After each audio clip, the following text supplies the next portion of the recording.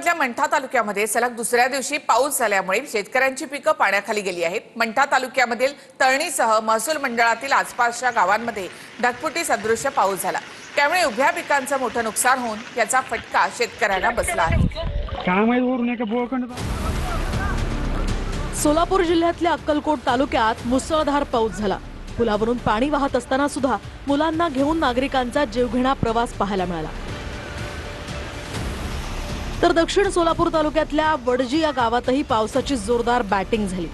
रस्त्यात पावसाचं पाणी साचल्यानं ग्रामस्थ आणि विद्यार्थ्यांना नाहक त्रास होतोय।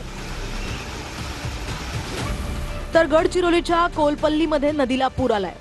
पुरात अडकलेल्या ग्रामसेवकाची आपत्ती व्यवस्थापनानं सुरक्षित सुटका केली।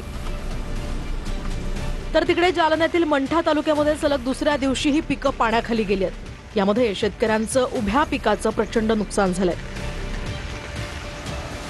तर गोंदिया जिल्ह्यातील काली सरार या धरणाचे 2 दरवाजे उघडण्यात आले, त्यामुळे नदीकाठच्या गावांना सतर्कतेचा इशारा देण्यात आलाय। तर अमरावती जिल्ह्यातील धारणी अकोट मार्गावर मुसळधार पावसामुळे दरड कोसळली। याच वेळी एसटी बससह खासगी वाहनं अडकली होती। दरम्यान वाहनातील प्रवाशांनीच यावेळी रस्ता मोकळा केला।